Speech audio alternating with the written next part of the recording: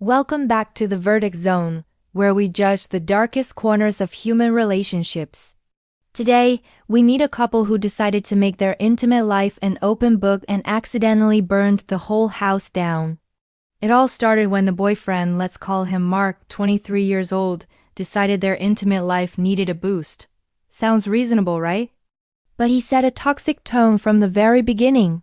Mark would constantly brag about his past partners, go into detail about his most intense intimate experiences and the girls who made him feel most satisfied. He painted these vivid pictures of his past conquests, setting an impossible standard for his current girlfriend, Sarah. Now, here's the devastating irony. Early in their relationship, Mark had strictly forbidden Sarah from ever even mentioning her own exes. He created a one-way street of comparison, where his history was celebrated and hers was erased. It was a classic case of hypocrisy, a power play disguised as open communication. He wanted all the glory of his past, but none of the reality of hers. He set the rules, but only for her, trapping her in a cycle of feeling inadequate while being silenced. One evening, after they were intimate, Sarah decided to take a risk. Mark was expressing frustration, feeling like he wasn't performing his best. Seeing his disappointment and genuinely wanting to help, Sarah thought back. She remembered a very specific, unique physical reaction she'd had in the past. It happened only twice, with two different one-night stands, and only when she was on top. She carefully explained that it wasn't even a full orgasm, just a peculiar positional body reaction. Her intention was crystal clear. She was trying to give him a helpful tip, a small piece of information that might unlock something new for both of them. It was a direct response to his own stated frustration. She wasn't comparing lovers or ranking performances. She was offering a clue, a puzzle piece, in the spirit of teamwork. She thought she was being a supportive partner, helping him succeed in a goal he himself had set. Little did she know, this simple tip was about to trigger an unintentional shockwave, a massive reaction that would rock the very foundation of their relationship. His reaction was immediate, explosive, and toxic. The moment the words left her mouth, his entire demeanor changed. All logic vanished, replaced by pure wounded ego. He blew up, shouting, "Why don't you just go be with them then?" He couldn't process the information as a helpful suggestion. To him, it was a direct, personal attack, a direct comparison to his manhood where he came up short. Sarah was stunned.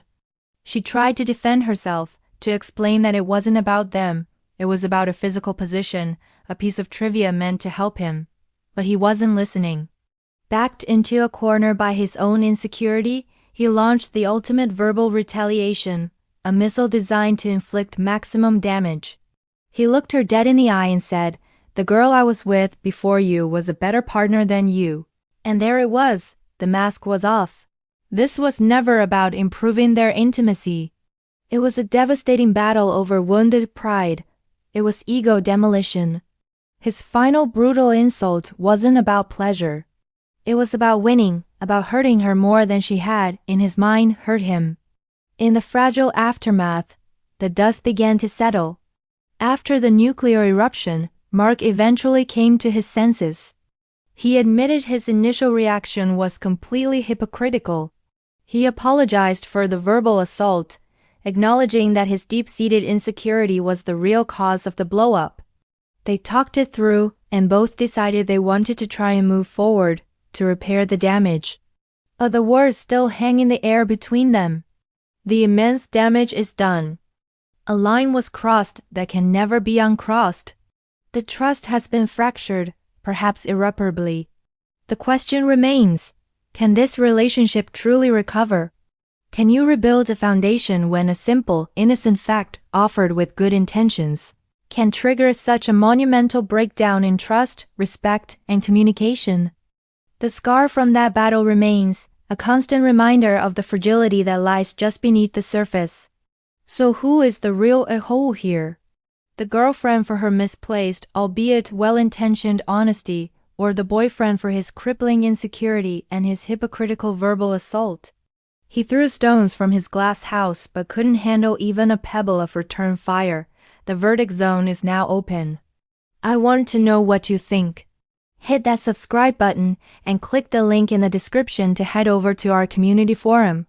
Can a relationship truly survive a better partner comparison, or is this relationship doomed by a fragile ego? Share your story, weigh in on this case, and cast your decisive verdict. Thanks for watching.